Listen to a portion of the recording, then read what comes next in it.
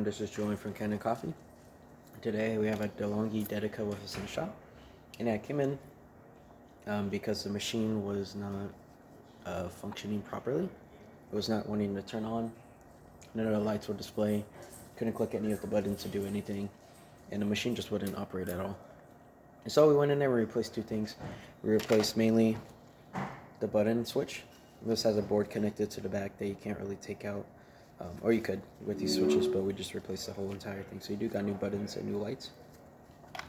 Also, we replaced the motherboard. This is the older motherboard, as you can see.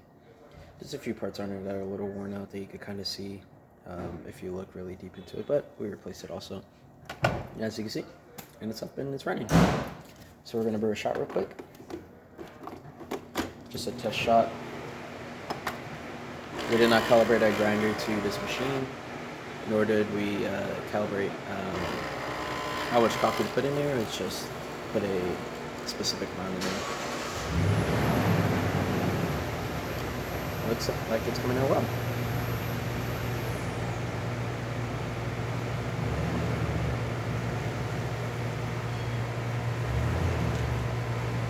And these machines are kind of a little harder to work on because you have to take a lot of the chassis off. And at some point, the whole inside of the machine actually is fully removed from the actual case, because none of this case actually breaks apart. You have to take everything and slide it out. As you can see, really good shot. And then we're just going to test a few of the other functions. We're going to test the hot water by just hitting that. As you can see, hot water coming out fine. Steady stream. And then we're going to hit the steam button and wait for that to heat up for steam.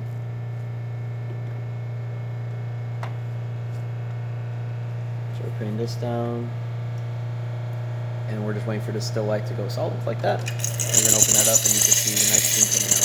Now, we didn't do any cleaning to this machine or anything along the line. It does get really expensive when working on these machines because the base price of the machine usually is exceeded by the repair cost. So all we did was replace it and make sure it turned back on so everything was running. Yeah, go and turn that off. And that's about it for this repair. If you like this video or any of our other videos on our channel, leave a like, subscribe, and hit the bell. Thanks for watching.